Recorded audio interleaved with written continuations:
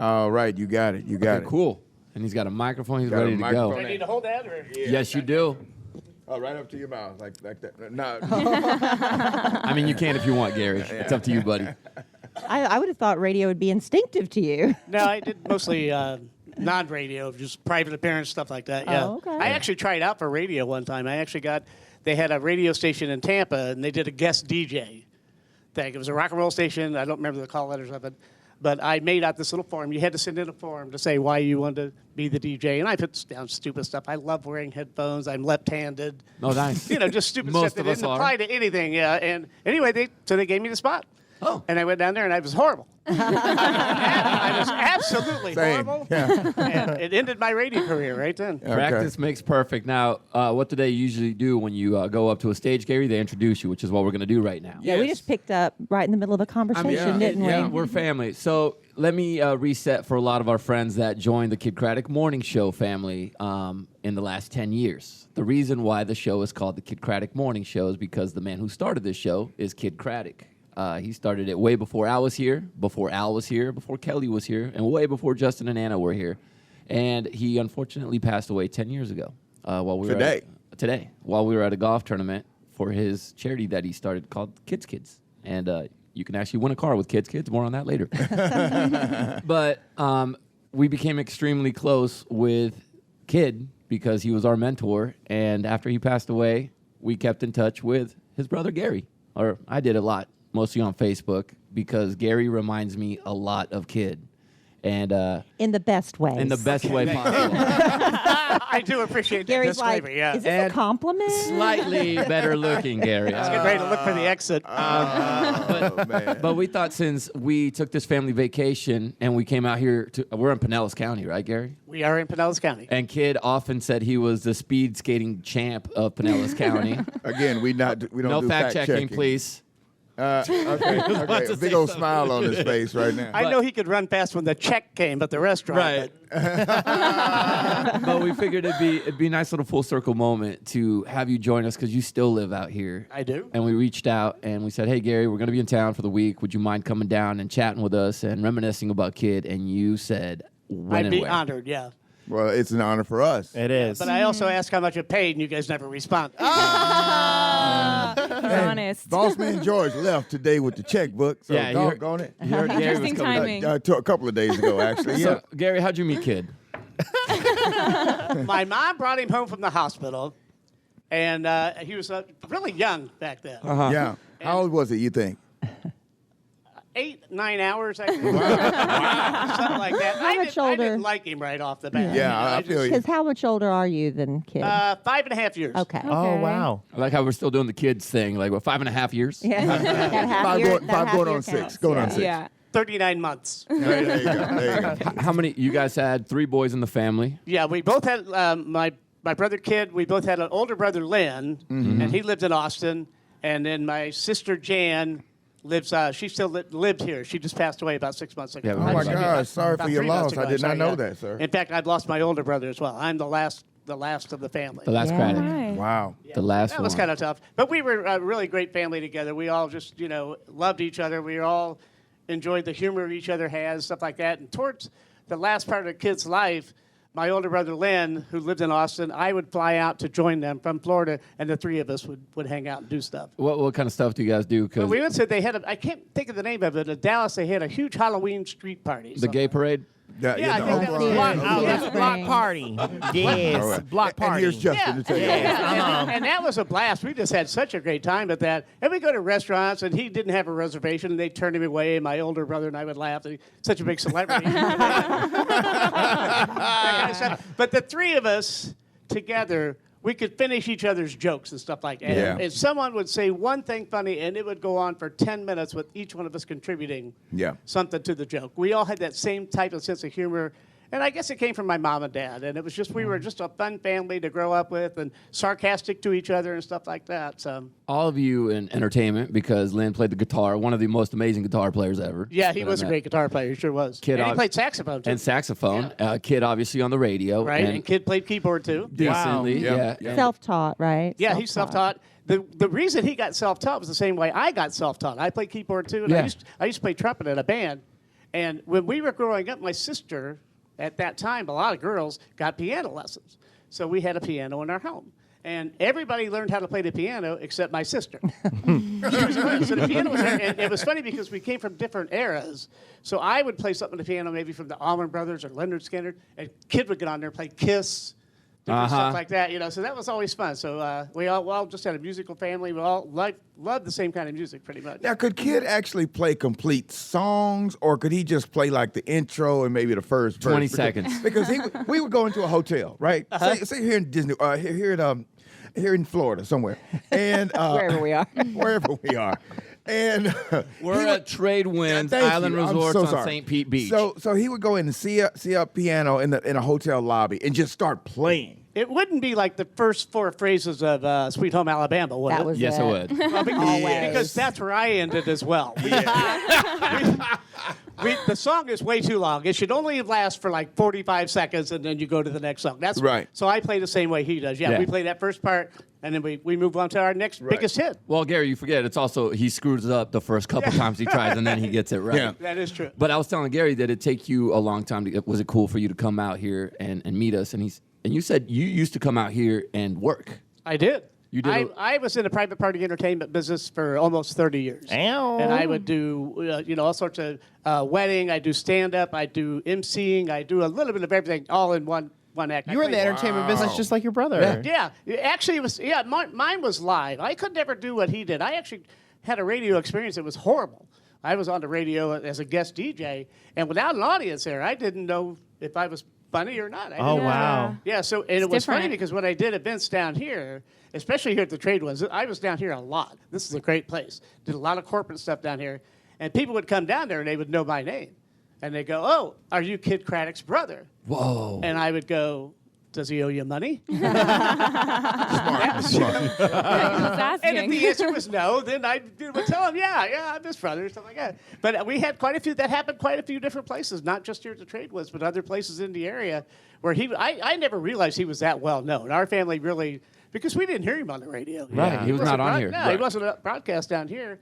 And so when he would come home and tell us all the stuff that was going on, we're like, yeah, that's Yeah, cool. whatever. Yeah, Whatever, Sure, little brother. kid. Yeah, it's so cool to talk to you though. Like Justin and I, we unfortunately never got to meet Kid. Uh-huh. No. But like even watching you talk right now, I just feel His like mannerisms and everything. Because we see old videos of him, and Yeah. watching you, it's like, oh my gosh, that is your brother. right. Yeah. Like Yeah. it's just Yeah, I it's- do that it's too. I look at amazing. him and I say, oh, that's my brother. I know. It's such an honor to meet you. It is an honor. It really is an honor to meet you. It really Thank you is. very much. I appreciate that. So how did it feel? So does he owe you money? Yeah. He's the reason we get paid. Yeah, technically, way, yes. Yeah. About what was it like knowing that he was so successful? They usually say like the youngest When sibling. did it register for you? Yeah. Was Yeah. it for some people? Unfortunately, it happens after they pass away. When I people think it start was probably saying, when I came out to visit him. "Yeah, in Dallas? In Dallas, yeah, because my brother and I, as I said, we would go out to Dallas and the three of us would hang out and stuff like that. But I mean, he's a radio guy, and to get recognized in restaurants Yeah. and stuff like that, that's pretty unusual. I mean, we all listen to people on the radio all the time. And you just try to imagine what they look like. But people there, they knew what he looked like and stuff like that. And another thing was, this is kind of crazy. He and I played golf. Kid and I played golf. And we He was were a down great in golfer, Naples yeah. one time when he was on vacation, and we're playing this beautiful golf course in Naples, and we go to the clubhouse, and Hank Haney is there. And Hank Haney, if you don't know that name, he was Tiger Woods' coach. Yeah, right. He's a Oh. big deal in the golf world, right, like that. But anyway, we walk in there just to get a water at the bar at the golf course, and Hank Haney turns around and sees my brother, Kid, goes, "Hey, Kid, how you doing?" And I'm like, wow, he knows Hank Haney, and he just knew a lot of people. And it was kind of a shock, but he just kind of it was just kind of everyday thing for him, like that. Yeah, it was like walking into his apartment one time and Ed Sheeran's just sitting there. I was like, "Oh, hey, Ed Sheeran, what's going on?" how did Kid get into radio? What was his start like? With at least from the point He of view started probably, I would guess his real start was in high school. Mm-hmm. They had a high school prom. They didn't have any money to hire a DJ. So he had a record player, and he became the DJ. He was also one of the class officers. I think he was the vice president of his class or something like that. Oh, wow. And this is in a little town just north of here, Dunedin, it's called. In fact, it's the same town where Governor DeSantis is from. Oh, wow. And Even your though they sister didn't- town was somewhere in Scotland." Yes, there's a sister city, Stirling, Sister city. Scotland. Yes, Yes. Stirling, Scotland. And I have a little funny story along that as well. But so he started off just being a DJ at the prom and whatever school thing they had, and he liked it. He got a little notoriety out of it. And he liked that too. Well, then back then, CB radio was a big deal. Trucker, and all, hey, buddy. 19, Yeah, that kind of stuff. So he actually got a CB radio, ran it from his bedroom, and had a listening audience that would wait for him to come home from school every day. And he would do like a show. He would do like a show on the CB radio, and I was one of his guest voices, I guess you would say. Let's go. 'Cause I used to do impressions and things like that. Do you know what voices you did? Do one. Let's put you on the There's spot. like characters, Yeah, I know. right? Well, I did a lot of what would be popular personalities back Okay. when I grew Yeah. up. Like, John Kennedy, the president, former. Oh, wow. Now, let me say this about that. Well, it's funny because Thank you, Smile Center. Bill Clinton or Jimmy Stewart, you know who that is? He's an old actor. yeah. He's a very old. I Kid did recognize all the these. name. Well, see, Kid stole those all from you. Let me tell you something. Kid did all those same ones. There was one time Kid told a joke on the radio, and I went on Facebook and I saw that Gary had posted it the night before. He posted a joke the night before. And Kid stole it. You know, when he did that, I was honored. Yeah. Oh, I really? remember what it was, too. Do you remember this? And I reached out to Gary. It was the same one. There was a liquor manufacturer, and they were going to reduce the amount of alcohol Okay. in their drink. And I put on Facebook, well, I guess I'm going to have to find another breakfast morning drink. and then Kid put that on the radio. And, he did that before, too. One time when I went out to Dallas, it snowed. It was crazy. It snowed. And he got stuck in the garage, his car, because he lived on a hill. And he lived on this hill. And so somebody gave him the idea that you take a bag of kitty litter and put it in the driveway Yeah. and you can drive down without sliding. Yeah. Well, that didn't work. So I ended up driving him at 4 o'clock in the morning to the show. And as we're going along, I'm just being me and saying stupid stuff. And on the way back home after I dropped him off, I hear him using my lines. Copycat. Yeah. But I was honored. I was Yeah. very His Kid always said, "If you steal from us, you've stolen twice." He sure did. He always said that. And he told me because he looked up to you. You're his older brother, and he often said, "Yeah, my brother has some funny jokes, and I'll grab them." And I remember when he passed away, I reached out to Gary, and Gary said, "Hey." And I know you know this already, but if you ever see a joke you like that I post, go ahead and use it. Did he ever go to you for advice as like a kid? Not really, no. Because the age difference. My older brother, Len, we were combative, okay, as an older brother, younger brother. I mean, we Right. loved each other, but there's just that brother thing going on. Yeah. And so that was my example on how to treat my younger brother. and I regret that now because, Kid was a lot gentler, I think. Oh. And so I kind of regret that I did kind of treat him as that way because my older brother was in a band and stuff like that ever since school, and he didn't want his younger brother hanging around. He wasn't cool, Yeah. And so I kind of treated Kid that way, too. Except the girls that he brought over to the house. I treated them, Oh, you brought girls over? Oh, he Yeah. brought girls over. Yeah. Kid He was a cute. player. Look at my guy He was bringing real some, handsome. Yeah. some ladies over. Tell me about Kid and the character he used to do with your mom. Well, everybody thought that my mom was a character. Yeah. And my mom was a character, but not intentionally. That was just, that's just the way she was. But even people from Dallas, like I said, they would come down, Rosie. I'd be at an event, they go, "Who's that lady that plays your mom?" I said, "That's my mom." And they go, "She can't be like that." I go, "Yes, she is." Think about my mom was, and it kind of runs in our family too, so we're all hard of hearing. Yeah. Except for Kid. Kid was not hard of hearing, but my older brother was hard of hearing. My son was hard of hearing. His son was hard of hearing. And so you would say something in the family, and my mom, for some reason or another, instead of acting like she didn't hear it, she acted like she heard it, but she heard it wrong. So I remember Kid coming home one time and telling my mom that one of his friends was in a car accident and broke his leg, and she goes, "Isn't that terrific?" And so we had to tell her like 2 or 3 times, "No, Mom, he's in the hospital." He had That's great. He had great stories about And then Rosie. she go, Isn't that fast? "Oh." Well, he had her on one time when Tony Bennett was on the show. I don't know if you remember this. So he had her on the show live with Tony Bennett, and he introduced, said, "Hey, Mom, I got one of your favorite singers here in the studio, and, guess who it is?" And she guessed all these people. She never guessed Tony Bennett. She guessed all these other people. So finally, he lets her know, it's Tony Bennett. She goes, oh, my God. And then she goes into a story about Frank Sinatra. The story's about 3 years long, 3 minutes long, and finally, kid goes, Mom, it's Tony Bennett, not Frank Sinatra. I love your mom. When you think back to your brother, what is the one memory that always pops up, Gary? What is because we all have that one memory that if they ask, it just. Oh, I don't know. I have so many different ones. This is a funny one. Okay, this is a good one. I went out to visit him a couple of years ago. Well, not a couple of years ago, but a while More than back. 10 years ago? Yeah, more than 10 years ago. And because then it hit me, he knows all these celebrities, and he's a big deal in this town and all this stuff. So he's telling me while we're there, he's got something really special planned for me on this Tuesday afternoon or something like that. And I'm all excited. I'm thinking I'm going to meet some famous sports figure in Dallas or some musical artist because you guys had him in the studios and stuff, or a TV or a movie star, stuff like that. So in the afternoon, we go play golf in the morning. We're playing golf. It's just a great time, stuff like that. And I'm like, man, I'm excited about this afternoon. Well, the whole thing of this afternoon, we pull into this place, and it's like nondescript, everything like that. We're getting facials.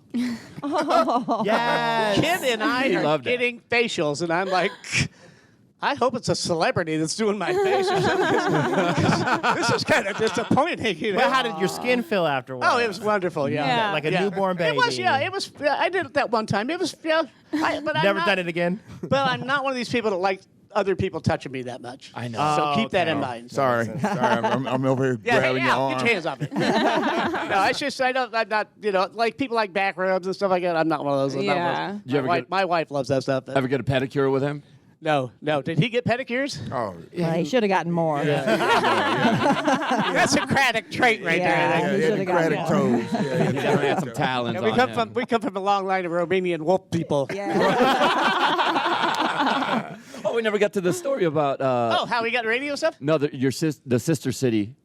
You said you had a funny. Dunedin. Yeah. So my older brother Lynn, myself, and my dad and kid were in New York. We all met in New York to just hang out and party and stuff like that.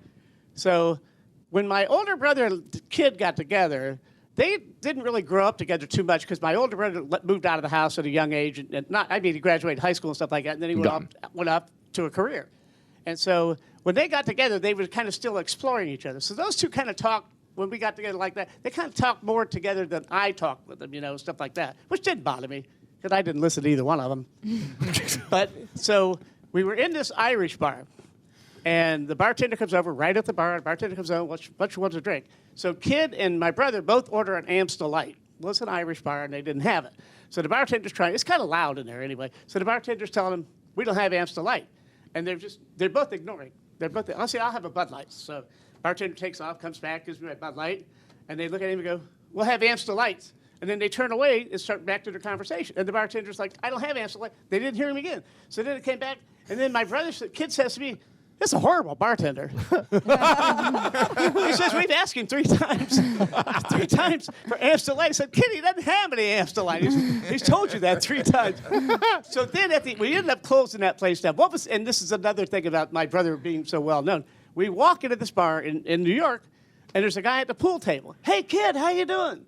And it's apparently, I think it was, from what I recall, the announcer at the Dallas Stars hockey game. And I don't know who the guy is. I don't know his name like that, but says he knew him. Well, anyway, we ended up closing that bar down that night. And as we're walking out, like I said, we grew up in this little town called Dunedin, Florida.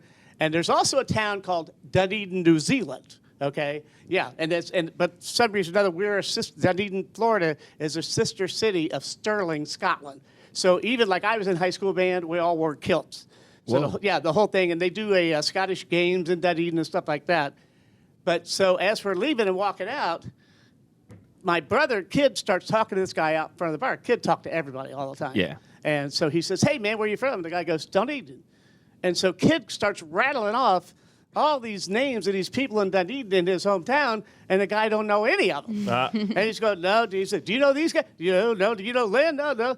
And finally, the guy said, where are you from? He says, Dunedin. I said, Dunedin what? He goes, well, Dunedin, New Zealand, of course. Of course. That's why they know each other. Of course. But it was funny because Dave just kept going on. Right. He's going to find somebody they know. He's going to find somebody. Not in that one, he was not. Not in that one. Well, I will tell you this about your brother. He was, I consider him like a comic genius. I mean, he was so fast. He was. He was so quick-witted, yeah. fast and quick-witted, and I would look at him and be in awe sometimes on how I said this with an interview with Caroline not too long ago when he was writing the book Rude Awakenings.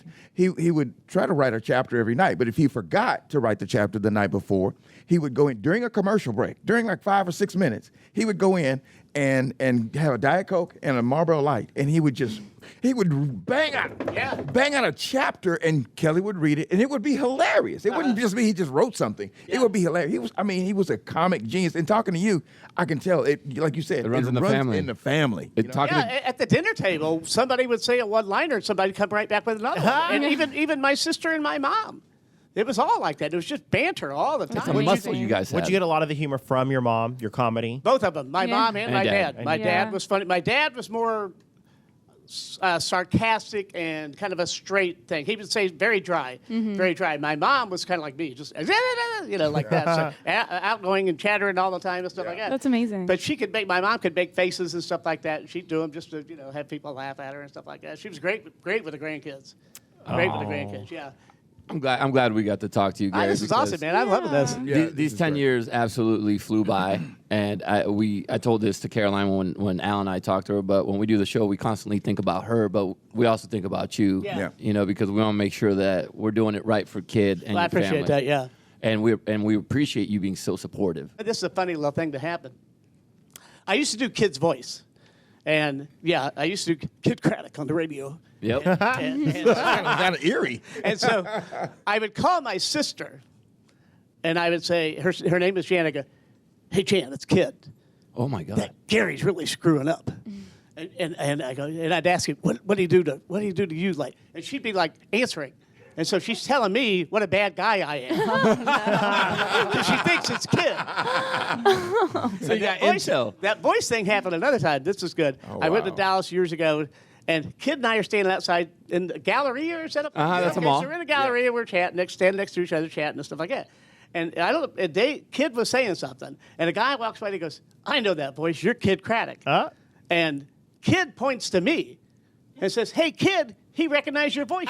And Kid changed his voice a little bit. He says, "Do you listen to Kid?" And he's pointing to me. Yeah. And the guy goes, "Oh, yeah, I listen all the time." And Kid goes, to me, he says, "You should buy him a drink. He's one of your listeners." And did you? And I did. Yes, you did. And I had to. Now, after Kid's passing, we definitely, talked about making sure that we check our heart and going in, and if you feel anything, not to wait. But you also wanted to come on here, Gary, and talk about something that's close to Yeah, I you. had something happen.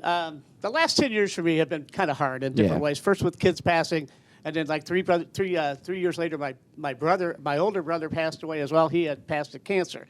When I went to go visit Kid the last time, I was really sick. I had all sorts of respiratory problems and things like that. And they would come off and on. And I ended up over a couple of years' time in the hospital several different times, even at Christmas time with pneumonia and stuff like that. And then I wasn't getting any. The last time I got pneumonia, I never got any better. I never came back to where I was. And so I went to different doctors. And I don't know how many different doctors.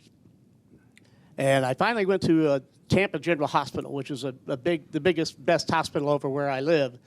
And I went to see a pulmonologist there. And he said, you need new lungs. Wow. He said, you have a disease called bronchiectasis.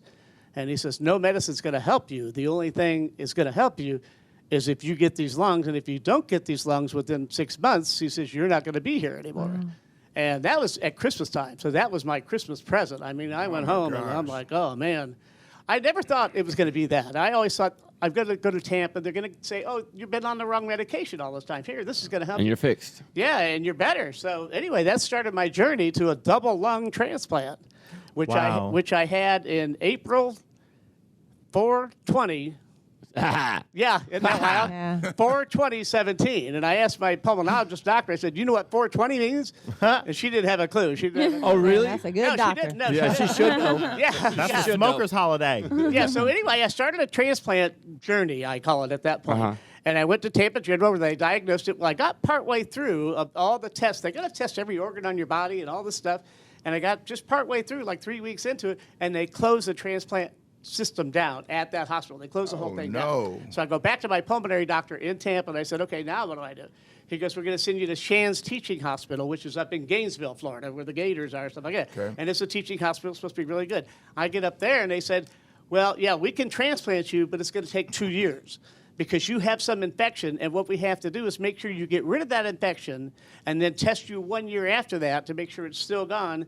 And I had, I said, I had like 5-6 months. I couldn't do that. So I went back to my pulmonary doctor again in Tampa, and he said in Orlando, they just started up a new transplant unit at the hospital in Orlando, and it's called Florida Hospital at that time. It's now Advent.